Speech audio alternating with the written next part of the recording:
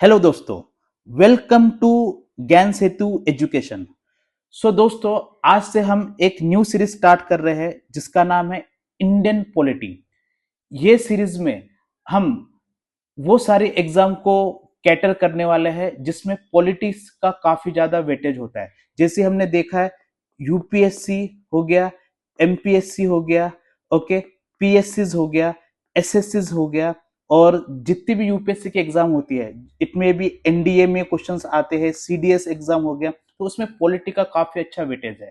और अभी हमने देखा है कि लास्ट कपल ऑफ ईयर में जिस तरीके से एआई, न्यू टेक्नोलॉजी, काफी ज्यादा इंफॉर्मेशन का फ्लड्स हो रहा है, उसमें जो क्वेश्चन जो एग्जामिनर सेट करता है, जो पूछता है, उसमें काफी ज्यादा हमने देखा है एनालिसिस आता है, कभी कभी काफी ज्यादा फैक्ट्स आता है, और कभी कभी जस्ट आपकी कॉन्सेप्ट को अंडरस्टैंड किया जाता है। और मैंने अभी रिसेंटली एक ट्रेंड देखा है कि आपकी अटेंशन टू डिटेल, ये भी एक काफी इंपॉर्टेंट तरीके से क्वेश्चंस पूछा जाता है, क्योंकि आपकी अटेंशन है या नहीं है। मैंने अभी रिसेंटली काफी सारे एग्जाम देखे जिसमें हमें क्वेश्चन तो समझ में आता है, पर हम जब क्वेश्चन पढ़ते हैं तो हमें इसमें पता चलता है कि हाँ, मैं कुछ मिस कर पा रहा हूँ, मैं कंफ्यूज हो पा रहा हूँ, या काफी एनालिसिस है और काफी फैक्चुअल है। तो इसलिए इस सीरीज में मैं पॉलिटिक्स सब्जेक्ट, जो हम इंडियन कॉन्स्टिट्यूशन में जो भी क्वेश्चंस आते हैं, ओके, उसको काफी डिटेल से पढ़ाऊंगा, जिसमें आपका फैक्ट्स पूरे कवर हो जाएंगे, साथ में एनालिसिस कवर हो जाएगा, साथ में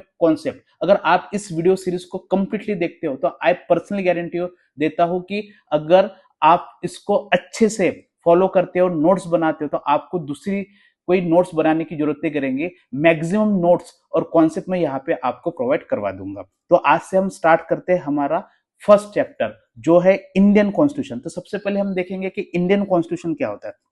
तो कॉन्स्टिट्यूशन, कॉन्स्टिट्यूशन जो होता है रूल्स एंड रेगुलेशन, या इसको लीगल डॉक्यूमेंट्स कहते हैं। तो अभी हम देखते हैं कि हम किसके कॉन्स्टिट्यूशन की बात पढ़ने वाले। हम पढ़ने वाले इंडिया के कॉन्स्टिट्यूशन। तो इंडिया का कॉन्स्टिट्यूशन बोला जाता है कि greatest legal and political document of the 20th century. तो 20th सेंचुरी का सबसे बड़ी लेंदी कॉन्स्टिट्यूशन माना जाता है। क्यों? क्योंकि लगभग 1/6 ऑफ पॉपुलेशन, सोचियो, उनको ये इंडियन कॉन्स्टिट्यूशन गवर्न करता है, और इसी के साथ हमारी इंडिया की सबसे लार्जेस्ट डेमोक्रेसी को सर्व किया जाता है, और इसको इंडिया के साथ साथ वर्ल्ड की लार्जेस्ट डेमोक्रेसी भी कहा जाता है। क्यों? क्योंकि इतने लोग, 140 करोड़ लोगों को प्रॉपर गवर्निंग करने के लिए लॉज, रेगुलेशन, और सबसे बड़ी प्रॉब्लम यह है कि इंडिया एक डाइवर्स कंट्री है। हर 200 किलोमीटर में लैंग्वेज चेंज होती है, कल्चर चेंज होता है। सबको एक जगह बनाए रखने के लिए जो हमारे पास रूल्स रेगुलेशन है, उसको हमें प्रॉपर तरीके से समझना जरूरी है। क्यों? क्योंकि इससे काफी ज्यादा हेल्प होती है हमारी जो भी इस्टेब्लिशमेंट है उसको समझने के लिए, रोल, फंक्शन, ड्यूटी किस तरीके से। तो इस सीरीज में आपको एग्जाम के साथ साथ एक अच्छी अंडरस्टैंडिंग में आ जाएंगे कि किस तरीके से एक प्रॉपर गवर्न करने के लिए हमें रूल्स की जरूरत गिरती है। तो इसलिए हमारे पास जो कॉन्स्टिट्यूशन है वो कैसे रिटन कॉन्स्टिट्यूशन है, जो प्रॉपर तरीके से कोडिफाइड होता है। ओके, अभी रिटन कॉन्स्टिट्यूशन क्या होता है, अनरिटन कॉन्स्टिट्यूशन क्या होता है, काफी लोगों को डाउट आता है। जैसे यूके का कॉन्स्टिट्यूशन कहा जाता है अनरिटन कॉन्स्टिट्यूशन है। सेम हम देखेंगे पावर ऑफ गवर्नमेंट। तो गवर्नमेंट की पावर क्या होती है, पावर स्ट्रक्चर क्या होता है, इस पे हम डिस्कस करेंगे। Structure of polity, Indian polity कैसी है, फेडरल है या हम बात करेंगे यूनिटरी है, किस तरीके की पॉलिटिकल स्ट्रक्चर है। ओके, फिर देखेंगे प्रोसीजर ऑफ गवर्नमेंट। तो गवर्नमेंट यहाँ पे किस तरीके से प्रोसीजर को फॉलो करती है, क्योंकि डिफरेंट डिफरेंट कंट्री के डिफरेंट डिफरेंट प्रोसीजर होती है। किसी पे प्रेसिडेंशियल सिस्टम चलता है,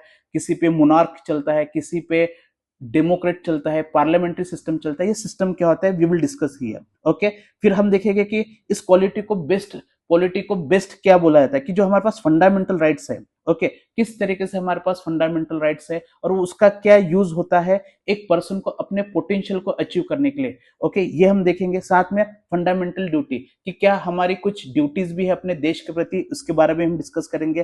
फिर ये जो इंडियन कॉन्स्टिट्यूशन है, इसको 26 नवंबर 1949 में अडॉप्ट किया गया था। ओके, पर इसको हम कॉन्स्टिट्यूशन डेब्यू कहते हैं। साथ ही साथ में ये भी देखा जाता है कि 26 जनवरी में इसको फुल्ली तरह से अडॉप्ट किया था। तो क्या डिफरेंस था, कौन से एक्ट 26 नवंबर को इनेक्टेड हुए थे और फुल कॉन्स्टिट्यूशन क्यों, और उसमें क्या रीजन था, ये भी हम आज देखेंगे। इसमें हम देखेंगे कि जो हमारा इंडियन कॉन्स्टिट्यूशन, इसमें रिजिडिटी भी है और साथ ही साथ में फ्लेक्सिबिलिटी भी है। तो ये रिजिडिटी कौन से आर्टिकल हमारे कॉन्स्टिट्यूशन को काफी रिजिड बनाता है और कौन से प्रोविजंस इंडियन कॉन्स्टिट्यूशन में जो फ्लेक्सिबल बनाती है, और इसका हमारी सोसाइटी में जो भी होने वाले चेंजेस है, ओके, उसमें किस तरीके से कंट्रीब्यूट करता है। साथ में अभी ये जो कॉन्स्टिट्यूशन जस्ट मेयर डॉक्यूमेंट्स नहीं, इसके ऊपर काफी लॉन्ग डिबेट्स हुए हैं, साथ ही साथ में काफी कंसेंसस हुआ है, ओके, और काफी कंपेरेटिव कॉन्स्टिट्यूशनल लर्निंग हुई है।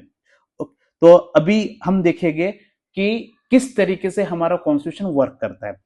तो सबसे पहले हम स्टार्ट करते हैं demand for a constitution assembly. देखिए, इसके पहले आता है हिस्टोरिकल बैकग्राउंड, ओके, इसके लिए मैं सेपरेट वीडियो बनाऊंगा और जिसमें आपको प्रॉपर तरीके से समझाऊंगा कि हिस्टोरिकल इंपिंग क्या रही है, जिससे हमारे कॉन्स्टिट्यूशन मेकर्स को काफी हेल्प मिली एक कॉन्स्टिट्यूशन को डेवलप करने के लिए। पर मैं अभी जो इस वीडियो में बना रहा हूं, जस्ट कॉन्स्टिट्यूशन का making process and development of the constitution. तो सबसे पहले हम देखेंगे डिमांड। तो डिमांड ऑफ कॉन्स्टिट्यूशन असेंबली कब आई थी? तो हमने देखा 1934 से लेके 46 में, ओके। तो कॉन्स्टिट्यूशन असेंबली की काफी डिमांड है। तो ये डिमांड काफी डिफरेंट डिफरेंट मीटिंग्स में पर्सनल ने डिमांड्स क्रिएट किए, और किसी ने बोला कि हमें डिमांड कॉन्स्टिट्यूशन असेंबली चाहिए, कॉन्स्टिट्यूशन चाहिए, डोमिनेंस स्टेटस चाहिए। तो क्या था? तो अभी देखा जाता है कि हमारा जो कॉन्स्टिट्यूशन है उसकी एक आइडियोलॉजिकल फाउंडेशन होना चाहिए। तो आइडियोलॉजिकल फाउंडेशन क्या होना चाहिए कि हमारे पास नेशनल सेल्फ डिटर्मिनेशन होना चाहिए। मतलब मींस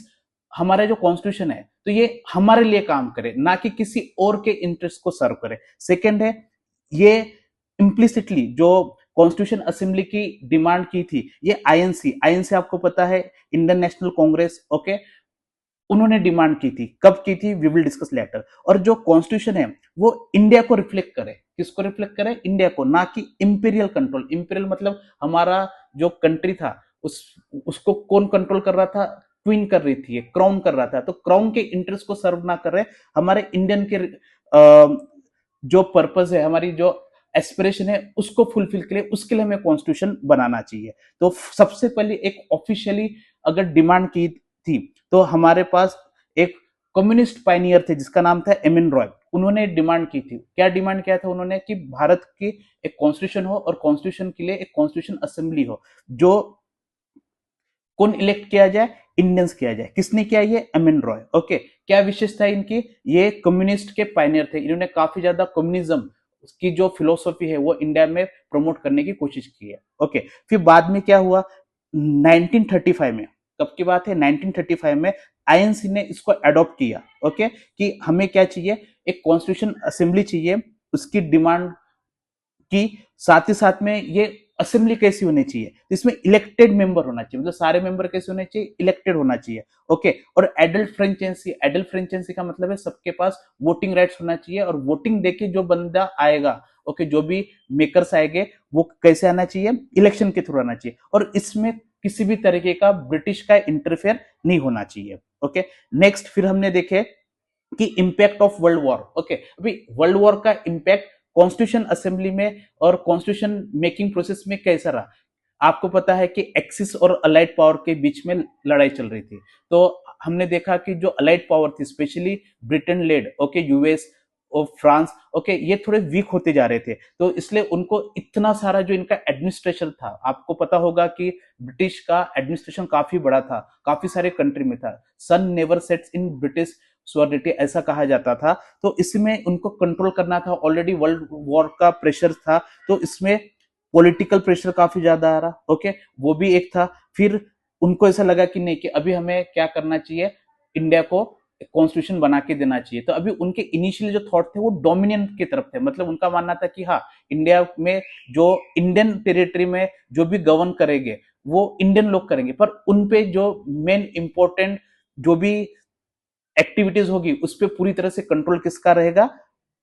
ब्रिटिशर का था, क्राउन का था।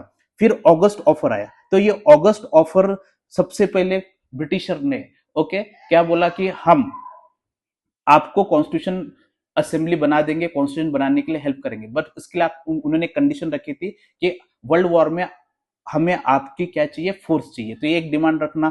फिर सेकेंड है, इन्होंने यहाँ पे और एक चीज किया था, एक डिमांड और रखी थी कि हम आपको कॉन्स्टिट्यूशन तो देंगे पर उसके लिए हम डोमिनेंस स्टेटस देंगे। इसलिए हमारे यहाँ पे जो हमारे फाउंडर थे, ओके, जो नेशनलिस्ट लोग थे, उन्होंने इस डिमांड को रिजेक्ट किया था। फिर सेकेंड, क्रिप्स मिशन आया। अभी क्रिप्स मिशन आया, वो काय के लिए आया, याद रखना, कब आई है, 1942 में। ऑगस्ट ऑफर कब आया, 1940 में। तो क्रिप्स मिशन आया कि वो कॉन्स्टिट्यूशन बॉडी बनाने के लिए लोगों को इलेक्ट करेंगे, मतलब इलेक्शन करने आए थे। तो पर इन्होंने क्या किया था, इसमें कुछ कंडीशंस रखी थी। इन्होंने कंडीशंस क्या रखी थी कि हम ऐसा प्रपोजल देंगे जिसमें जो भी हमारे पास उस टाइम में जो इंडियन प्रोविंस था, ओके, तो इंडियन टेरिटरी 3 पार्ट में डिवाइड थी। ओके, फर्स्ट पार्ट था जिसको बोलेंगे ब्रिटिश इंडिया, सेकेंड पार्ट था हमारा प्रिंसली स्टेट, ओके, और जो तीसरा पार्ट था उसमें कुछ लोग ब्रिटिशर भी काम कर रहे थे और कुछ लोग कौन काम कर रहे थे, फॉरेनर्स भी काम कर रहे थे। जैसे हम बात करेंगे उस टाइम पे कुछ कुछ कंट्री थी जो फ्रेंच टेरिटरी में थे, तो उस तरीके से 3 तरीके से डिवाइड किया था। पर अगर ब्रिटिश टेरिटरी देखा जाए तो उसमें 2 था, एक ब्रिटिश इंडिया और प्रिंसली स्टेट। तो इन्होंने यहाँ पे बोला था कि सबके अपने कॉन्स्टिट्यूशन होना चाहिए, ओके, और वो चाहे तो इंडिया के साथ जुड़ भी सकते हैं और बाहर भी जा सकते हैं। तो मतलब बाहर निकलने की बात कर रहे थे, सिसिट की बात कर रहे थे, तो इसलिए ये भी मिशन क्या हो गया, फेल हो गया। तो याद रखना, ऑगस्ट ऑफर भी फेल हो गया और साथ साथ में क्रिप्स मिशन भी फेल हुआ। फिर उसके बाद फिर आए कैबिनेट मिशन, ओके। तो ब्रिटिश गवर्नमेंट ने, जो वहां पे लेबर पार्टी ने, उन्होंने 3 मेंबर की कमिटी बताई जिसका नाम, जो मेंबर्स थे, पेथिक लॉरेंस, क्रिप्स और एवी अलेक्जेंडर। ये आए काय के लिए आए, इंडिया में क्या बनाने के लिए, कॉन्स्टिट्यूशन बॉडी बनाने के लिए, कॉन्स्टिट्यूशन असेंबली में लोगों को हायर करने के लिए, कॉन्स्टिट्यूशन बनाने के लिए, ओके। इनका ऑब्जेक्टिव क्या था, ट्रांसफर ऑफ पावर, जो पावर है उसको ट्रांसफर करना था, और साथ ही साथ में प्रिजर्व ऑफ यूनिटी। देखिए आजकल एग्जाम में इस तरह से क्वेश्चन पूछे जाते हैं कि कैबिनेट मिशन कब आया, कैसे आया, क्या इनके ऑब्जेक्टिव थे। ऑब्जेक्टिव क्लियर रखना, क्या है हमारा, transfer of power, preserve of unity. साथ ही साथ में, ओके, आउटकम क्या था इसका, कि फ्रेमवर्क बना के देंगे कॉन्स्टिट्यूशन असेंबली का। साथ ही साथ में इसी के साथ इन्होंने डिसाइड किया था किस तरह से इलेक्शन होना चाहिए, इलेक्शन की प्रोसीजर क्या होना चाहिए, सारा चीजें यहाँ पे डिमांड किया था। तो अभी हम डिस्कस करेंगे कॉन्स्टिट्यूशन असेंबली जो कैबिनेट मिशन ने बनाया था। तो जो कैबिनेट मिशन प्लान है कॉन्स्टिट्यूशन, ये कब आया था, 1946 में, और कब आया था, मई में। अभी रिसेंटली लास्ट ईयर एमपीएससी राज्य सेवा प्री की एग्जाम हुई, तो उसमें ये क्वेश्चन पूछा गया था कि कॉन्स्टिट्यूशन असेंबली कब आई थी, तो वहां पे ऑप्शन में नवंबर दिया था, पर एग्जाम आंसर क्या है, ओके, में है। तो ये याद रखना। देखो इस तरह से कभी कभी कुछ कुछ एग्जाम में फैक्चुअल क्वेश्चन पूछे जाते हैं, तो अभी इसके बारे में हम अच्छे से जानते हैं। तो जो कॉन्स्टिट्यूशन असेंबली है, तो उसको रिजेक्ट किया गया ऑल इंडिया मुस्लिम लीग ने। क्यों, क्योंकि उनकी क्या डिमांड थी, उनको चाहिए था सेपरेट पाकिस्तान। साथ ही साथ में उन्होंने क्या प्रपोज किया, सेफ गार्ड फॉर माइनॉरिटीज। तो माइनॉरिटीज के लिए काफी ज्यादा सेफ गार्ड होना चाहिए, अभी हम आगे देखेंगे। और उन्होंने एक फाउंडेशन बना के रखा था जिसमें उस फाउंडेशन के बेस पे हम कॉन्स्टिट्यूशन असेंबली का फॉर्म करेंगे। तो अभी वहां पे एडमिनिस्ट्रेटिव स्ट्रक्चर का क्या डिमांड था, तो उन्हें 3 टायर एडमिनिस्ट्रक्चर, कितने टायर, 3 टायर। तो याद रखना, कैबिनेट मिशन कब आया था, ओके, 46 में, पर कब, मई में आया था। तो वहां पे किसने रिजेक्ट किया इसके प्रपोजल को, मुस्लिम लीग ने। क्यों, क्योंकि उनको सेपरेट चाहिए था पाकिस्तान। फिर सेकंड, वहां पे उनका प्रपोज क्या था कि जो यहाँ पे माइनॉरिटीज है, ओके, उनको क्या करना है, हमें प्रोटेक्ट करना है। आपको पता होना चाहिए कि माइनॉरिटीज क्या होती है, ओके। सेकंड, हमारा एडमिनिस्ट्रेटिव स्ट्रक्चर कैसा था, 3 तरीके का था। सबसे पहले यूनियन ऑफ इंडिया, जिसमें हमारे पास ब्रिटिश इंडिया था और प्रिंसली स्टेट था। तो ये जो यूनियन ऑफ इंडिया, जो ब्रिटिश प्रिंस, इसमें जो पावर थी, याद रखिए, डिफेंस, फॉरेन अफेयर और कम्युनिकेशन, ये तीनों चीजें किसके पास हुआ करती थी, ब्रिटिश के पास हुआ था। ये भी एक क्वेश्चन आता है जनरली, ओके। और जो प्रोविंसेस थे, तो उनके पास कुछ सब्जेक्ट बनाए थे। तो हमारे पास कुछ एक्ट थे, गवर्नमेंट इंडिया एक्ट 1935, उसमें कुछ कॉन्करेंट लिस्ट और साथ ही साथ में एक प्रोविंशियल लिस्ट और फेडरल लिस्ट, ये 3 लिस्ट हुआ करती थी। तो अगर कॉन्करेंट लिस्ट ऐसा था कि जिसमें दोनों भी पावर बना सकते थे, प्रोविंशियल लिस्ट में ऐसा था कि प्रोविंस जो है वही उस सब्जेक्ट में आइटम्स में क्या करते थे, पावर था उनके पास, ओके। पर ऐसा कोई नया सब्जेक्ट ऐड होता है तो वो नया सब्जेक्ट जो रहेगा वो किसके पास जाएगा, ब्रिटिश के पास, मींस ब्रिटिश के जो टेरिटरी उनके पास रहेगा, मतलब रेसिडुअलिटी पावर। फिर अभी ये जो प्रोविंशियल ग्रुप बनाए थे, तो इन्होंने कुछ सेक्शन बनाए थे। एक था सेक्शन ए, याद रखिए, वो है हिंदू मेजोरिटी सेक्शन। तो उसमें कौन से प्रोविंस आते हैं, मद्रास, बॉम्बे, यूनाइटेड प्रोविंस, जिसको आज के डेट में यूपी बोला जाता है, बिहार और सेंट्रल प्रोविंस में जो सीपियन बेरा रीजन हो गया, आज के डेट में थोड़ा मध्य भारत, नागपुर, जबलपुर ये आता है, और उड़ीसा, उड़ीसा में थोड़ा सा पोर्शन झारखंड आ गया, ओके, थोड़ा सा पोर्शन कलकत्ता का। तो ये पूरा रीजन जो था इसमें हिंदू मेजोरिटी थी। फिर सेक्शन बी में, ओके, याद रखिए क्वेश्चन पूछा जा सकता है कि सेक्शन ए सेक्शन बी क्या है। तो सेक्शन बी में पूछा गया, ओके, कि कौन से कंट्री रहेंगे मुस्लिम मेजोरिटी, जो जनरली नॉर्थ वेस्ट की थी, जैसे आपने पंजाब देखा, सिंध देखा, ओके, एनडब्ल्यू ये देखा आपने, ओके, बलूचिस्तान देखा। तो ये जो सारे चीजें थे, यहाँ पे मुस्लिम लोग की पॉपुलेशन काफी ज्यादा थी। ओके, सेक्शन सी में बंगाल और आसाम। तो याद रखना बंगाल जो है सेक्शन सी में आता है। एक एग्जाम में ये भी क्वेश्चन पूछा जाता है कि बंगाल कौन से सेक्शन में। हमको क्या लगता है बंगाल हमेशा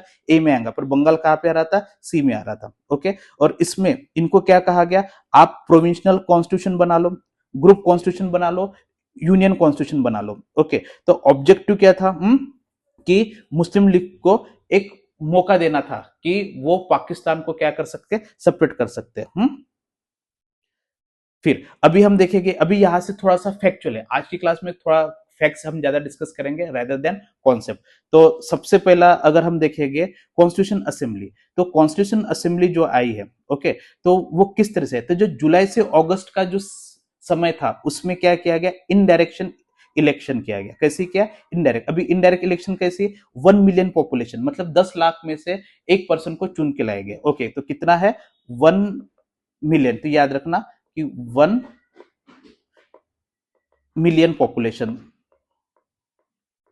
ठीक है। फिर है प्रोपोर्शनल रिप्रेजेंटेशन होगा। कैसा होगा प्रोपोर्शनल रिप्रेजेंटेशन, अभी आपको नहीं पता होगा प्रोपोर्शनल, पर जब हम प्रेसिडेंट की इलेक्शन पढ़ेंगे और प्रेसिडेंट के इलेक्शन में किस तरीके से प्रेसिडेंट को ओके वोटिंग होती है, तो उसमें हम प्रोपोर्शनल इलेक्शन की बात करेंगे। साथ ही साथ में सिंगल ट्रांसफरेबल वोट था, ओके, वो सिस्टम क्या होता है, और नो यूनिवर्सल एडल्ट फ्रेंचाइजी, ये सबसे इंपॉर्टेंट है। तो अभी हमारे पास यूनिवर्सल एडल्ट फ्रेंचाइजी है, 1 पर्सन 1 वोट, तो वहां पे 1 पर्सन 1 वोट वाली कॉन्सेप्ट नहीं थी। ओके, वहां पे जो भी पढ़े लिखे हैं, टैक्स पे करते हैं, उन्हीं को वोटिंग राइट्स दिया गया था। ओके, तो अभी एक क्वेश्चन है कि क्या यहाँ पे फीमेल्स को वोटिंग राइट दिया है या नहीं दिया है, तो आप ये मुझे कमेंट करके बताइए। फिर हम देखेंगे कंपोजिशन कितना था, तो टोटल जो मेंबर थे 389 मेंबर थे। कितने मेंबर थे, 389, जिसमें से जो ब्रिटिश इंडिया प्रोविंस थे उसमें से 292 मेंबर्स थे, प्रिंसली स्टेट से 93 थे, और चीफ कमिश्नर थे 4, तो 4 चीफ कमिश्नर थे। ओके, तो इस 4 चीफ कमिश्नर में एक कमिश्नर जो ब्रिटिश बलूचिस्तान का भी एक पर्सन थे, तो याद रखना। तो अगर हम सबकी टोटल करते तो कितना आता है, 389 आता है। फिर कम्युनिटी रिप्रेजेंटेशन ये भी है, तो हमारे पास मुस्लिम, सिख और जनरल 3 कैटेगरी बना ली। ओके, तो जो इंडियन नेशनल कांग्रेस थी उसमें से उन्होंने 208 सीट लाए। ओके, और मुस्लिम लीग ने 73 सीट्स लाए। ओके, जब आफ्टर पार्टीशन हो गया फिर, ओके, तो पार्टीशन के बाद हमारी जो स्ट्रेंथ थी वो थोड़ी सी कम हो गई। कितना, 299 रही, तो प्रोविंस में 229 थी और प्रिंसली स्टेट की 70, जो रिमेनिंग थी वो पार्टीशन में पाकिस्तान की तरफ चले गए। ओके, अंडरस्टैंड, गेटिंग, आपको समझ में आ रहा है, ठीक है। फिर नेक्स्ट क्या हुआ, अभी सबसे पहले हम देखेंगे आइडियोलॉजिकल डाइवर्सिटी। अब देखिए, अभी भारत के लिए एक कॉन्स्टिट्यूशन बनाना है, उसमें आइडियोलॉजी काफी इंपॉर्टेंट है। क्यों, क्योंकि इंडिया एक डाइवर्स कंट्री है, और डाइवर्स कंट्री में different language, different people, different culture, different custom, okay, उसको यूनाइट करना काफी चैलेंज है। तो अभी हम देखेंगे नॉर्थ की आइडेंटिटी, लैंग्वेज, परसेप्शन डिफरेंट है, ईस्ट की डिफरेंट है, साउथ की डिफरेंस है, तो उसके लिए हमें एक आइडियोलॉजी का प्रॉपर ब्लेंड होना जरूरी है। तो इसलिए इंडियन नेशनल कांग्रेस ने क्या डिसाइड किया कि हम जो असेंबली में जो भी मेंबर लेंगे तो एक आइडियोलॉजिकल बेस भी रखेंगे उसमें। तो उसमें देखेंगे कंजर्वेटिव्स क्या होते हैं, ओके, फिर लिबरल्स की क्या थिंकिंग होती है। ओके, अब ये कंजर्वेटिव क्या है, लिबरल क्या है, जब हम आगे डीपीएसपी पढ़ेंगे उसमें अच्छे से डिस्कस करेंगे। फिर ये प्रोग्रेसिव माइंडसेट वाले क्या है, मार्क्सिस्ट वाले क्या है, हिंदू रिवालिस्ट, सारे लोग थे। मतलब हम ये बोल सकते, देखो, तो यहाँ पे हमारी यूनिटी एंड डाइवर्सिटी दिख रही थी, क्योंकि कॉन्स्टिट्यूशन असेंबली में ऐसा नहीं कि जस्ट ओनली बिंग हिंदू की जो पीपल है उनकी पॉपुलेशन ज्यादा थी, पर दैट डजंट मीन कि हिंदू का मतलब है कि वो जस्ट रेडिकल हो या फंडामेंटल हो। उसमें भी काफी लोग थे जो मार्क्स थिंकिंग को फॉलो करते थे, कोई कंजर्वेटिव्स को फॉलो करता था, ओके, कोई कंजर्वेटिव था, कोई लिबरल था, तो सारा ब्लेंड था प्रॉपर तरीके से। तो इसलिए एक पर्सन थे जिसका नाम था ग्रैनिल अस्टिन, उन्होंने क्या कहा, constitution reflected the will of the many. क्या कहा गया, the constitution reflected the will of the many and need not okay not the need of the few. कितनी अच्छी लाइन बोली है। तो हमारे कॉन्स्टिट्यूशन में सबकी विल थी, ओके बस सबके लिए नहीं, ओके। फिर अभी सेकंड चीज है, ये भी काफी बार क्वेश्चन आता है कि जो कॉन्स्टिट्यूशन असेंबली उस टाइम की जो बात कर रहे हैं, तो वहां पे जो विमेन्स का रिप्रेजेंटेशन कितना था, ओके आज भी देखे कि हमारे लोकसभा में कितना परसेंट विमेन्स का कंट्रीब्यूशन है। तो हमने देखा कि वहां पे ओके जब कॉन्स्टिट्यूशन असेंबली में 15 वुमेन्स मेंबर थी, कितनी मेंबर्स थी, 15, ओके जो काफी मीन्स पार्टिसिपेट उनका एक्टिवली थी। कहाँ पे, फंडामेंटल राइट्स में, सोशल रिफॉर्म्स में, minority protection, gender equality, social justice and welfare. तो उसमें से मैंने कुछ नाम बताया और बाकी आपको मैंने दिया कि आप एक बार घर में देख लीजिए, ओके काफी इंपॉर्टेंट। 2-4 लोगों की मैं हिंट भी देता हूँ, जैसे नोटेबल अम्मू स्वामीनाथन, ये स्टीयरिंग कमेटी और फंडामेंटल राइट्स की मेंबर थी, ओके।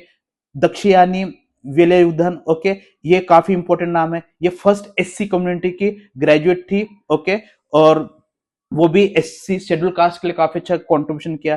फिर G Durgabai, only women panel chairman, okay तो एक ही ये नाम है कि एक ही महिला थी कि जो चेयरमैन की पैनल में थी, जो प्रोसीजर कमेटी थी। हंसा मेहता काफी इंपॉर्टेंट है, जेंडर इक्वलिटी के लिए काफी उन्होंने रोल किया। इनका सोशियो इकोनॉमिक पॉलिटिकल फ्रीडम में भी काफी अच्छा कॉन्ट्रीब्यूट रहा। और इन्होंने एक बहुत अच्छी बात बोली थी, जब फंडामेंटल राइट्स में जनरली मेंस वर्ड यूज किया जा रहा था, कौन सा वर्ड यूज किया था, मेंस। इन्होंने बोला मेंस मत बोलो, मेंस मतलब तो आप अभी भी पेट्राइकी दिखा रहे कि भाई मेल ओरिएंटेड नहीं। इन्होंने बोला था कि मेंस के बदले आप उसको पर्सन रखो करके, तो याद रखना। तो कौन थी, हंसा मेहता, जिन्होंने क्या किया, मेंस वर्ड्स के रिप्लेस करके उनको पर्सन्स कहा, ओके। फिर राजकुमारी अमृत कौर, जिन्होंने हेल्थ और सोशल वेलफेयर में काफी अच्छा कंट्रीब्यूट किया। सरोजिनी नायडू, ओके आपको तो पता है इनके बारे में, social reform, civil liberty, governance. और Begum Aizaz Rasul, okay only women, okay Muslim member थी जो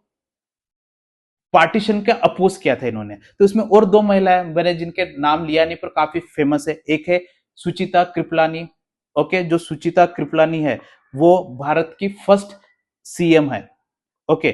तो सुचिता कृपलानी, तो मुझे कमेंट में बताओ कि कौन से स्टेट की फर्स्ट सीएम है। और एक नाम है जो काफी इंपॉर्टेंट है, जिनका रिलेशन यूनाइटेड नेशन में काफी इंपॉर्टेंट है, जो यूएन है वहां पे, विजय लक्ष्मी पंडित, ओके तो ये भी याद रखिए, ओके। तो इस तरह से हमें थोड़ा सा पढ़ना चाहिए, जिससे हमें एक इंटरेस्ट भी क्रिएट होता है और हमें समझ में आता है कि किस तरह से क्वेश्चन फ्रेम हो सकते हैं। तो इसलिए मैं कोशिश कर रहा हूँ मैक्सिमम पॉइंट्स यहाँ पे डिस्कस कर लूं, ओके।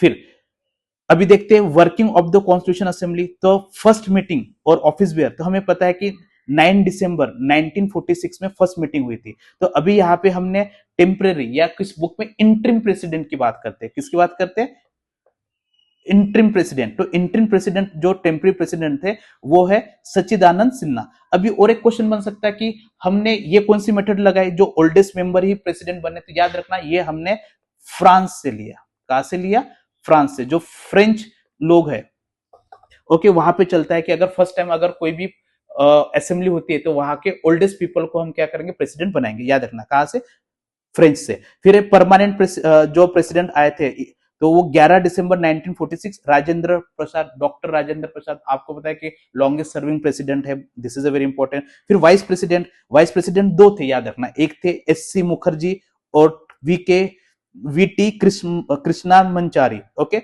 2 थे, मुखर्जी और वीटी कृष्णमचारी, ओके। और ये सबसे इंपॉर्टेंट है constitutional adviser sir B N Rau, इनके बारे में हम आगे पढ़ेंगे। फिर अभी ड्यूरेशन देखिए कितना समय लगा, 2 साल 11 महीने 18 दिन लगा। टोटल कितने सेशंस हुए, 11 सेशन हुए। कितने सेशन हुए, 11। और सीटिंग कितनी हुई, 165 डेज, याद रखना, ओके। आप बोलोगे काफी डिटेल में जा रहे हैं, पर मैंने देखा है कि कुछ कुछ पीएससी की एग्जाम्स होती है, ओके तो उसमें काफी डिटेल में आता है। तो ये मैं सारे तीन, इसमें आपको काफी एनालिसिस भी मिलेगा, जो यूपीएससी जैसी एग्जाम के लिए जो यूपीएससी जो कंडक्ट करती है, और जो एसएससी हो गया और पीएससी हो गया डिफरेंट डिफरेंट स्टेट की, उसमें थोड़ा फैक्चुअल ज्यादा होता है। इसलिए फैक्ट्स और कॉन्सेप्ट प्लस एनालिसिस और प्लस करंट अफेयर, तीनों का एक प्रॉपर ब्लेंड मिलेगा। तो आज के डेट तक का आपको काफी अच्छा यहां से गेन मिल सकता है। फिर और याद रखिए कि खर्चा कितना आता है, 6.4 मिलियन, मतलब लगभग 64 lakhs, okay this is the very important. Clear हो गया। तो हमें पता होना चाहिए कि कब 9 दिसंबर 1946 में फर्स्ट आए। ओके, प्रेसिडेंट कौन थे? सच्चिदानंद सिन्हा थे। ओके, ओल्डेस्ट मेंबर को हम कहां से लाते? फ्रांस से लिए ये कॉन्सेप्ट। परमानेंट प्रेसिडेंट हमारे कौन थे? Rajendra Prasad. Vice president Mukherjee. Okay, Krishnamachari. Constitutional adviser, this is a very important. Getting? Okay, now next, अभी जो कमेटी सिस्टम कैसा था? ओके, किस तरह से कमेटी काम करेंगी? ओके, कैसे? तो अभी देखते हैं कि द कॉन्स्टिट्यूशन असेंबली में टोटल 22 कमेटी थी। ओके, जो काफी डाइवर्स और कॉम्प्लेक्स टास्क को क्या कर रही थी? हैंडल करती थी। जो 22 कमेटी में कुछ कमेटी जो थी वो मेजर कमेटी जनरली 8 थी, और कुछ माइनर कमेटी। जो जो मेजर कमेटी थी वो किस पे डील करी थी? कॉन्स्टिट्यूशनल इश्यूज पे। और जो माइनर कम्युनिटी थी जो प्रोसीजर और एडमिनिस्ट्रेशन पार्ट देखती थी। याद रखना, कितनी कमेटी थी? 22, जिसमें से 8 मेजर थी। तो इसके बारे में थोड़ा सा देख रहे थे। आपको बताया यूनियन पावर कमेटी। ओके, जो कौन थे? जेल नेहरू देख रहे थे। जो distribution of power union versus state हो गया। फिर यूनियन कॉन्स्टिट्यूशन कमेटी, वे भी जेल नेहरू देख रहे थे। ओके, इसमें क्या देखा गया? Structure function of union. तो ये रखना कि यूनियन रिलेटेड से जो भी काम होगा वो किसने देखा है? जेल नेहरू ने। ओके, फिर है प्रोविंशियल कॉन्स्टिट्यूशन कमेटी, ये काफी इंपॉर्टेंट थी। ओके, ये सरदार वल्लभ पटेल ने। फिर advisory committee. Okay, fundamental rights, याद रखना ये भी क्वेश्चन आता है। फंडामेंटल राइट्स हो गया, माइनॉरिटीज हो गया, ट्राइबल एरियाज हो गया। ये भी कौन हेड थे? चेयरमैन थे इसके? Sardar Vallabhbhai Patel. Okay, drafting committee, we know very well कि doctor B R Ambedkar. Okay, rules and procedure committee, याद रखना कि कैसे रूल्स होंगे। तो ये कौन है हमारे? Doctor Rajendra Prasad. Okay, state committee, तो स्टेट सेम आ गया, यूनियन से रिलेटेड है तो जेल नेहरू आ गया। स्टीयरिंग कमेटी, ओके, तो जो ओवरऑल वर्क कैसे होना चाहिए तो इसके लिए राजेंद्र प्रसाद। तो ये इंपॉर्टेंट था। फिर हमने देखा कि कुछ कमेटी जो थी सब कमिटीज थी। ओके, जो फंडामेंटल राइट्स के लिए बनाई थी। ये भी इंपॉर्टेंट क्वेश्चन आता है इसमें। तो आपको होता है कि फंडामेंटल राइट्स सब कमेटी जो बनाए जेपी कृपलानी, याद रखना किसने? सब कमेटी थी। फिर माइनॉरिटी सब कमेटी कौन थे? एससी मुखर्जी। अभी हमने डिस्कस किया एससी मुखर्जी क्या थे। ओके, रिकॉल करो। फिर है north east frontier tribal area sub committee. Okay, तो ये गोपीनाथ बरदोली। ओके, मैंने इसको याद किया था कि जो बोडोलैंड एरिया वाला रीजन है, ओके, तो उससे रिलेटेड ट्राइबल आता है नॉर्थ ईस्ट वाला, तो उसके लिए बरडोली याद रखना, बोडो से बरडोली। ओके, फिर excluded, partially excluded area. Okay, जो कुछ एरिया में क्या था? एक्सक्लूड था, कुछ एरिया में पार्शियली एक्सक्लूडेड एरिया था जो इंडिया का पार्ट नहीं था, तो उसके लिए एवी थक्कर, याद रखना। तो ये 5 कमेटी जो किसके अंदर काम कर रही थी? Fundamental rights. और फंडामेंटल राइट्स के लिए हेड कौन थे? ओके, याद रखिए कौन थे? कौन सी कमेटी हेड थी फंडामेंटल राइट्स के लिए? पटेल जी। ओके, और साथ में इसमें एक महिला मेंबर भी थी, मुझे उसका नाम बताया इस कमेटी में। फिर जो माइनर कमेटी थी, ओके, तो ये हम देख लेते हैं कि फाइनेंस और स्टाफ। कौन सा? फाइनेंस और स्टाफ के लिए Rajendra Prasad. Credential committee Ayyar. House committee Pattabhi Sitaramayya. Okay, ये क्वेश्चन अभी एमपीएससी प्री में आया था, हाउस कमेटी के कौन थे। फिर बिजनेस से रिलेटेड मुंशी जी थे। Okay, national flag ad hoc committee. Ad hoc का मतलब होता है टेम्पररी, तो नेशनल फ्लैग के लिए जो कमेटी बनाई थी कि भाई कैसे नेशनल फ्लैग होना चाहिए, तो राजेंद्र प्रसाद, याद रखना। फिर कमेटी ऑफ फंक्शन। ओके, किस तरह से फंक्शन होंगे? मालवणकर, ये याद रखिए। ये फर्स्ट कौन बने इसके बाद? ये भी एक क्वेश्चन पूछा गया था एक एग्जाम में कि ये हमारे फर्स्ट लोकसभा स्पीकर बने J B Mavalankar. Okay, ad hoc committee of supreme court के लिए, ओके, वरदाचारी, ये नॉन मेंबर थे, याद रखना कौन थे? Non member. फिर ये क्वेश्चन है committee on chief commissioner provincial, तो पट्टा भाई सीतारामन। ये सेम क्वेश्चन आया था अभी एग्जाम में। ओके, फिर expert committee on financial provision, सरकार, याद रखिए। ओके, लिंग्विस्टिक के लिए तो एसके धर कमेटी, ये आगे काम आएगा। फिर एक स्पेशल कमेटी बनाया गया ड्राफ्ट के लिए। अभी ये स्पेशल कमेटी ऑन ड्राफ्ट जेल नेहरू ने क्या था, इसका हम आगे डिस्कस करेंगे। ये भी इंपॉर्टेंट था क्योंकि जब हमने ड्राफ्ट बनाए थे उसमें कुछ चैलेंजेस आए थे, फिर कुछ नया कंसेप्ट, फिर से एक नई कमेटी बनाई थी जो ड्राफ्टिंग अच्छे से और कर ले करके विल डिस्कस। ओके, फिर प्रेस गैलरी। ओके, उषा नाथ सेन, याद रखना ये इंपॉर्टेंट है, प्रेस गैलरी। और एडॉक कमेटी ऑफ सिटीजनशिप वर्दाचारी, तो वर्दाचारी के पास 2 कमेटी थी, एडॉक कमेटी सुप्रीम कोर्ट से और सिटीजनशिप के लिए। ये भी क्वेश्चन आया था एक एग्जाम में, तो ये देखिए इससे क्वेश्चन बनते हैं। इट में भी ये थोड़ा सा फ्रस्ट्रेटिंग होता है कि कमेटी याद करो, पर अगर आप कॉन्सेप्ट के साथ चलते हो, प्रॉपर्टी से रिकॉल कर सकते हो कि कौन किसके अंदर क्या काम कर रहा है, तो याद हो जाता है। ओके, और हमें पता है अगर जॉब लेनी है तो सब कुछ इतना स्मूथ नहीं होना चाहिए ना। Life is not okay, piece of cake है और केक वॉक है कि बस हमने पढ़ लिया, तो हमें थोड़ा सा R&D करना पड़ेगा, मेमोराइज करेंगे, और यही टेस्ट होगी ना। अगर 1000 लोगों में से, लाख को एस्पिरेंट में से अगर आपको आना है तो आपको बेस्ट देना पड़ेगा।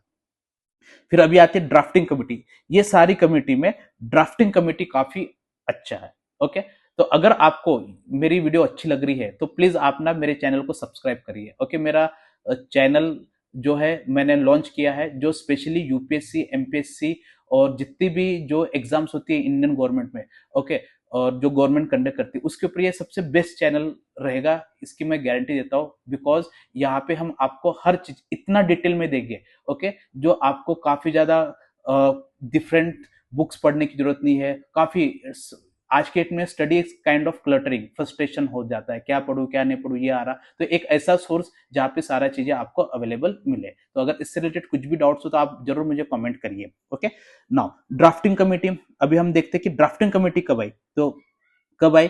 29 अगस्त 1947। ओके, काफी इंपॉर्टेंट कमेटी, याद रखना कब है, 29 अगस्त 1947। ओके, अभी जो टास्क कैसे था, तो examine draft prepared by constitutional adviser. Constitutional adviser कौन थे हमारे?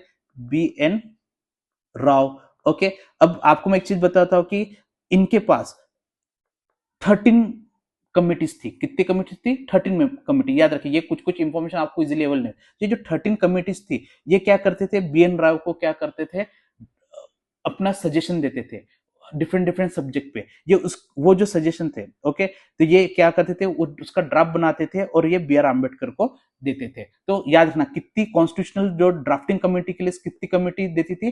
13 कमिटीज। ओके, जिससे क्योंकि मैंने काफी बुक्स में ये क्वेश्चंस देखा है और इसके इंफॉर्मेशन ज्यादा अवेलेबल भी नहीं है। ओके, साथ में हमें पता है कि doctor BR Ambedkar father of the Indian constitution कहा जाता है, क्योंकि ड्राफ्टिंग कमेटी के हेड थे। उसके साथ 7 मेंबर भी थे उनके साथ। तो कौन से थे?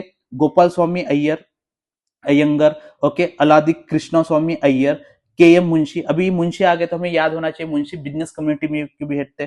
फिर एक सैयद मोहम्मद सदुल्ला, ओके, माधव राव, जो जिन्होंने रिप्लेस किया था BL मिट्टर को। ओके, फिर TT कृष्णमाचारी, ये भी इंपॉर्टेंट है, वाइस प्रेसिडेंट थे। इन्होंने किसको? DP खेतान को रिप्लेस किया था। थोड़ा सा फैक्ट्स है, तो आप इसका स्क्रीनशॉट लेके इसको एक बार या अच्छे से नोट्स बना लीजिए, काफी ज्यादा हेल्प हो जाएगा।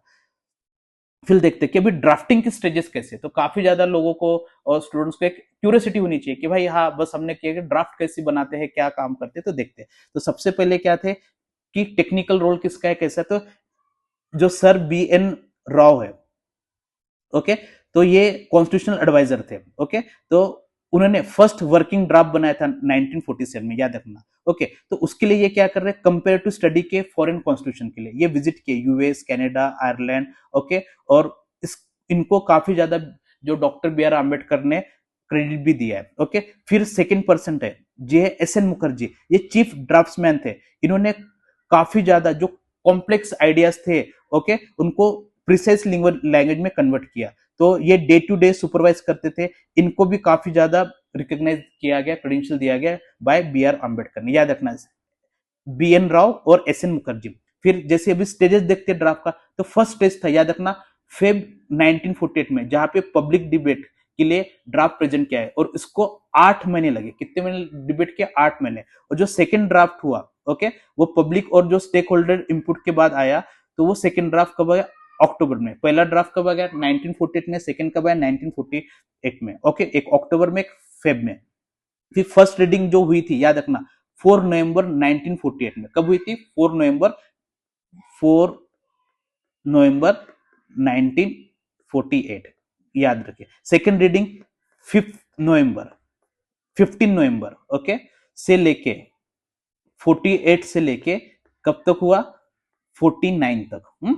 इंपॉर्टेंट है। ओके, आप बोलोगे सर टू मच फैक्ट्स जा रहा है, पर थोड़ा सा बस एग्जाम के पॉइंट ऑफ से नहीं कि भाई समय लगा, कॉन्स्टिट्यूशन बस एक दिन की बात नहीं, काफी डिबेट हुआ। अब देखिए, उसमें 2473 अमेंडमेंट्स डिस्कस किया गया। ओके, कितने?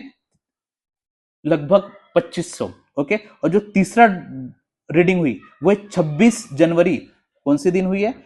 26 नवंबर 1949, गेटिंग। और इसी दिन पे कॉन्स्टिट्यूशन को क्या किया?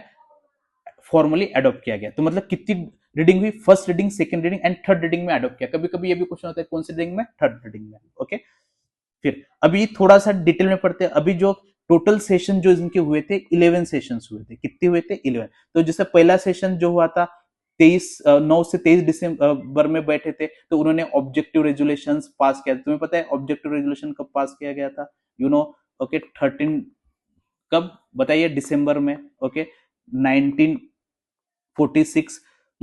फिर सेकेंड में हुआ था ऑब्जेक्टिव रेजोल्यूशन एडॉप्ट किया गया था। अभी ये भी पूछा था कि 22 जुलाई को, ये क्वेश्चन आया था एग्जाम में, कौन सी डेट को? देखिए फैक्ट्स में दे रहा हूं, 22 जुलाई को ओके 1947 में ऑब्जेक्टिव जो रेजुलेशन है वो एडॉप्ट किया गया था। ठीक है, फिर थर्ड में कमिटी रिपोर्ट। ओके, फिर है नेशनल फ्लैग। ओके, ये इंपॉर्टेंट है कि 22 जुलाई कब की बात है? 22 जुलाई को नेशनल फ्लैग एडॉप्ट किया गया था। फिर फिफ्थ सेशन। ओके, फिर सिक्स सेशन। ओके, तो इसमें सबसे इंपॉर्टेंट सेशन आपको पता होना चाहिए कौन सा? 22 जुलाई वाला। कब क्या आया? तो ये कुछ है। और जो लास्ट सेशन हुआ था ये इंपॉर्टेंट है, 14 से लेकर 26 तक हुआ था। यहाँ पे थर्ड रीडिंग हुई थी। अभी हमने देख लिया, तो एक बार आप इसे गो थ्रू कर लीजिए। अभी मैं बता रहा हूँ कि आप बोल सकते हैं कि सर काफी ज्यादा डिटेल में है, बट मुझे पेपर में ऐसा लगता है कि कहीं से भी क्वेश्चन आते हैं। जो मैं ये सोचता हूँ कि 1950-60 से एग्जाम्स होती आ रही होगी, तो जो पेपर बनाने वाला है थोड़ा ना कि रिपीट रिपीट क्वेश्चन आएगा, तो वो कुछ ना कुछ क्वेश्चन टफ बनाते हैं। तो इजी क्वेश्चन तो सब बना लेते हैं, जो टफ, जो थोड़े डिफरेंट क्वेश्चन होते हैं वही आपको that's makes bound to be success. So this is the important, that's why मैं ये सोच रहा हूं कि थोड़ा सा डिटेल हो, पर आपको ऐसा हो कि अगर आप थोड़ा सा टाइम इन्वेस्ट कर लेते हो, इसको 2-3 बार देख लेते हैं, रिवाइज करते हैं, नोट डाउन करते हैं, तो आपका हेल्प हो जाएगा। और आपको फिर पॉलिटी को जब भी रिवीजन करना हो, ओके, तो आप जस्ट ये वीडियो एक बार 2x में देख लीजिए या एक बार नोट्स बना लीजिए, तो आपको हेल्प हो जाएगा। ओके, काफी अच्छे तरीके से इसमें आपको हर चीज मिलेंगी। आई कैन अश्योर कि अगर कोई भी एग्जाम में अगर 10-20 क्वेश्चन आते हैं, 15 तक तो क्वेश्चंस आते हैं जनरली पीएससी लेवल के एग्जाम में। ओके, तो उसमें से आप 60 to 70% क्वेश्चन इजिली यहाँ से ट्रैक कर लेंगे, क्योंकि मैं ब्लेंड करने वाला हूँ concept, facts plus current affairs. Okay, हर छोटी छोटी चीजों को हम इस पे क्या करेंगे? डिस्कस करेंगे। फिर अभी sources, this is a very important, इससे भी काफी क्वेश्चंस बनते हैं। तो सोर्सेस जो है, तो सोर्सेस ऑफ इंडियन कॉन्स्टिट्यूशन, तो सबसे पहले यूनाइटेड नेशन से, यूनाइटेड किंगडम जो यूके, जिसको ब्रिटिश, वहां से हमने क्या लिया? Parliamentary government. मैं इसको आगे और डिस्कस करते जाऊंगा, जब भी हम पार्लियामेंट्री बातें होंगे तभी मैं बताऊंगा कि कहां से बोरो किया गया। ओके, क्या सोर्स है? Parliamentary government. पार्लियामेंट्री गवर्नमेंट मतलब जो अभी जो गवर्नमेंट चल रही है पार्लियामेंट्री फॉर्म में होता है, जहां पे प्राइम मिनिस्टर हेड होता है। Rule of law, rule of law क्या होता है वो हम डिस्कस करेंगे। ओके, जो डायसी की क्या कॉन्सेप्ट थी, लेजिस्लेटिव प्रोसीजर किस तरह से होती है, सिंगल सिटीजनशिप ओके हमारे यहाँ पे क्या है, ओके उसमें अभी फिर ओसीआई का क्या रोल है वो डिस्कस करेंगे। फिर कैबिनेट सिस्टम कैसा है, बाइकैमरलिज्म क्या होता है, बाइकैमरलिज्म मतलब राज्यसभा और लोकसभा। ओके, तो बाइकैमरलिज्म दो होती है, जैसे एमएलसी ओके, जो लेजिस्लेटिव होता है उससे से। फिर रिट्स होते हैं, रिट्स का मतलब होता है ऑर्डर। ओके, तो ऑर्डर कौन निकलता है? हमेशा ऑर्डर ऊपर से नीचे तक आता है, तो सुप्रीम कोर्ट ऑर्डर निकालेंगे, हाई कोर्ट ऑर्डर निकालेंगे, किन के लिए? एग्जीक्यूटिव बॉडीज के लिए। लोअर कोर्ट हो गया, तो ये भी हमने कहा से लिया? यूनाइटेड किंगडम से लाया। ओके, यूएस से हमने काफी सारे चीजें देखा है, तो हमने देखा है कि fundamental rights, okay, judicial review, फिर देखा है हमने इंडिपेंडेंस ऑफ जुडिशरी, फिर इम्पीचमेंट ऑफ प्रेसिडेंट, फिर रिमूवल ऑफ जजेस और प्रियम्बल। ओके, ये सारी चीजें जो हमने बोरो की है वो कहां से किया है? यूनाइटेड स्टेट से। ओके, और यहाँ पे हमने ऑफिस ऑफ प्रेसिडेंट्स होता है वो भी हमने डिस्कस बोरो किया। फिर आयरलैंड से okay, DPSP, directive principle of state policy. फिर नॉमिनेशन ऑफ राज्यसभा, तो हमें पता है कि 12 लोगों का नॉमिनेशन होता है, कि कैसी प्रोसेस की जाती है, क्या होता है, वो भी हम डिस्कस करेंगे। मेथड ऑफ प्रेसिडेंशियल इलेक्शन, तो प्रेसिडेंशियल इलेक्शन कैसा है, ओके, तो वो भी डिस्कस करेंगे आगे, डायरेक्ट है या इनडायरेक्ट है। फिर कनाडा से क्या लिए, तो कनाडा से हमने फेडरेशन विथ स्ट्रॉन्ग सेंटर। अभी फेडरेशन क्या होता है? देखो हमारे पास एक स्टेट गवर्नमेंट होती है, एक सेंट्रल गवर्नमेंट होती है, तो सेंट्रल गवर्नमेंट के पास ज्यादा पावर है, स्टेट गवर्नमेंट के पास कम पावर है, तो वो जो सिस्टम है हमने कहां से बोरो किया है? कनाडा के साथ। ओके, फिर residuary power with centre. Residuary power का मतलब क्या होता है कि हमारे पास एक स्टेट लिस्ट होती है, एक यूनियन लिस्ट होती है और एक कॉन्करेंट लिस्ट होती है। ओके। तो जो कॉन्करेंट लिस्ट होती है तो यहाँ पे स्टेट सब्जेक्ट बनाएगा, यहाँ पे यूनियन मतलब सेंट्रल गवर्नमेंट बनाएंगे, और ये ऐसे चीज सब्जेक्ट है जो दोनों डिस्कस करेंगे। हम फेडरलिज्म में इसको अच्छे से पढ़ेंगे। पर अगर कोई नया ओके सब्जेक्ट आता है तो वो किसके पास जाएगा? सेंट्रल के पास जाएगा। ओके।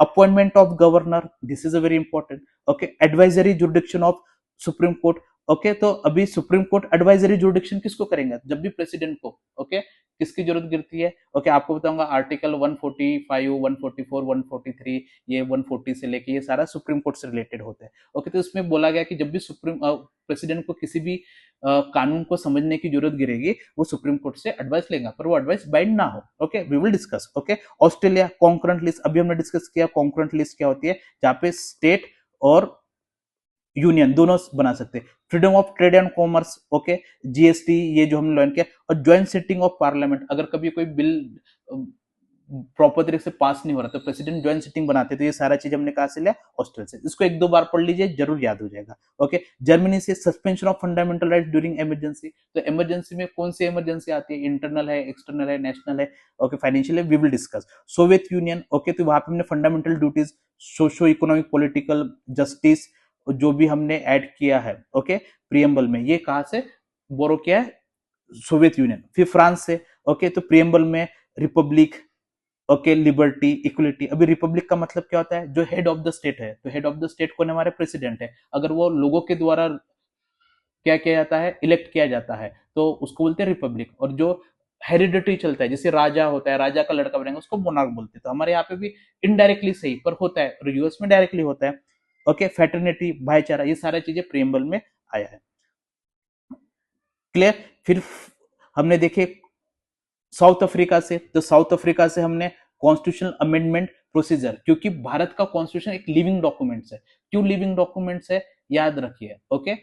इसलिए लिविंग डॉक्यूमेंट्स है क्योंकि अब तक 106 बार उसको अमेंडमेंट किया गया, तो मतलब अमेंडमेंट किया गया मतलब चेंज होते रहे, तो इसलिए याद रखा कि इंडियन कॉन्स्टिट्यूशन क्या है? लिविंग डॉक्यूमेंट है। ओके। और इलेक्शन ऑफ राज्यसभा मेंबर, किस तरह से इलेक्शन होता है? ओके। फिर एक गवर्नमेंट ऑफ इंडिया एक्ट 1935, ये काफी इंपॉर्टेंट है, इसके ऊपर मैं स्पेशल वीडियो बनाऊंगा जिसमें मैं इसके बारे में बताऊंगा, क्योंकि मुझे लगता है कि अगर गवर्नमेंट इंडिया एक्ट अगर हमें थोड़ा पता है तो हम इंडियन कॉन्स्टिट्यूशन को अच्छे से समझ सकते हैं कि हम क्या क्या वहां से बोर किया। तो फेडरल स्कीम है, ओके, जैसे यूनियन और स्टेट है। ऑफिस ऑफ गवर्नर, क्योंकि प्रोविंस में कोई ना कोई तो पर्सन हेड होना चाहिए, तो ऑफिस ऑफ गवर्नर। फिर जुडिशरी, ओके, जो वहां पे फेडरल कोर्ट्स आते थे, तो जुडिशियल सिस्टम कैसा है? इंटीग्रेटेड है या नहीं। पब्लिक सर्विस कमीशन, जिसके लिए जैसे यूपीएससी हो गया, एमपीएससी हो गया, आज हम देख रहे थे वहां पे ओके फेडरल एग्जाम होती थी, यूनियन होती थी, ज्वाइंट भी होती थी। Emergency provision, okay. फिर एडमिनिस्ट्रेटिव फ्रेमवर्क, ये सारा चीजें गवर्नमेंट ऑफ इंडिया एक्ट। तो काफी लोगों का ऐसा मानना है कि गवर्नमेंट जो जीओआई एक्ट 1935 उसका काफी ज्यादा इंपैक्ट रहा हमारा इस पे कॉन्स्टिट्यूशन पे, क्योंकि एक ऑलरेडी ब्रिटिश ने 150 साल में इंडियन की जो गवर्नेंस को अच्छे समझा, और हर बार वो चेंज करते करते करते करते आए, और जब भी कोई भी चीज आती है तो उससे उनको पता चलता है एक क्रिएटिव डिस्ट्रक्शन की बात हम कर सकते हैं। फिर अभी यहां से भी काफी बार क्वेश्चन आता है इनेक्टमेंट और इन्फोर्समेंट ऑफ द कॉन्स्टिट्यूशन। तो enactment and enforcement of the constitution क्या है? जो ड्राफ्टिंग जो था कॉन्स्टिट्यूशन वो कंप्लीट कब हुआ था? 26 नवंबर 1949। ओके। तो जिसको हर साल क्या कहा जाता है? संविधान दिवस और कॉन्स्टिट्यूशन डे। ओके। तो क्यों? क्योंकि यहाँ पे उस दिन प्रियम्बल इनेक्ट हुआ था, ओके, और कुछ कॉन्स्टिट्यूशन एडॉप्ट किया गया था। तो याद देखते हैं कि क्या क्या हुआ था। तो अभी हम देखते हैं कि आर्टिकल जो कुछ है जो उस दिन आए थे, तो ऑल दो 26 जनवरी 1949 में कॉन्स्टिट्यूशन इफेक्ट में आया था, पर उसके पहले 26 नवंबर 1949 में काफी सारे एक्ट इनेक्ट हुए थे, वो भी हमको देखना है। तो आर्टिकल 394 डिफाइन करता है टाइमलाइन ऑफ इंफोर्समेंट, मतलब कब कौन से आर्टिकल इंफोर्स होना चाहिए, उसका टाइमलाइन कौन डिसाइड करता है? आर्टिकल 394। ओके। तो अभी सबसे पहले सिटीजनशिप की याद रखना, सिटीजनशिप के 5 से लेके 9 तक ये सारे आर्टिकल जो कब इनेक्ट हुए थे? ऑलवेज रिमेंबर 26 नवंबर 1949 पे। ओके। वैसे ये 15 है टोटल, कितने हैं? 15 है। ओके, याद रखना कितने टोटल? 15 है। ओके। फिर ओथ ऑफ प्रेसिडेंट, तो प्रेसिडेंट क्योंकि प्रेसिडेंट बनाना था, तो प्रेसिडेंट हमने कब बनाए थे? याद करो कब बनाए थे?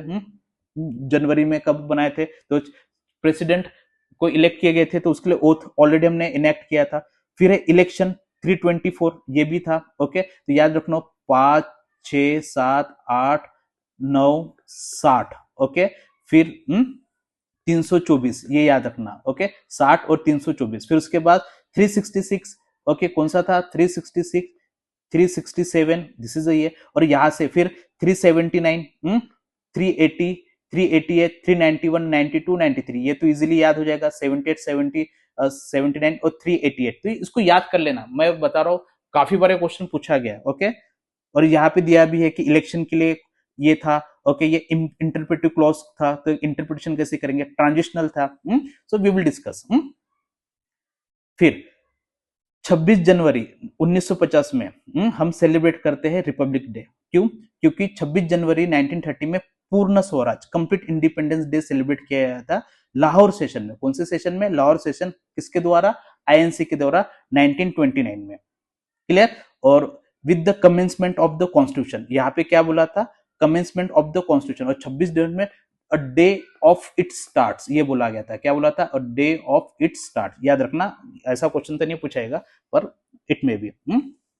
तो इसलिए हमने 26 जनवरी ही अडॉप्ट किया गया था। ओके, फिर जैसे ही ये एक्ट लागू हो गया, तो जो 1935 एक्ट था वो क्या हो गया? रिपील। रिपील का मतलब कैंसिल हो गया।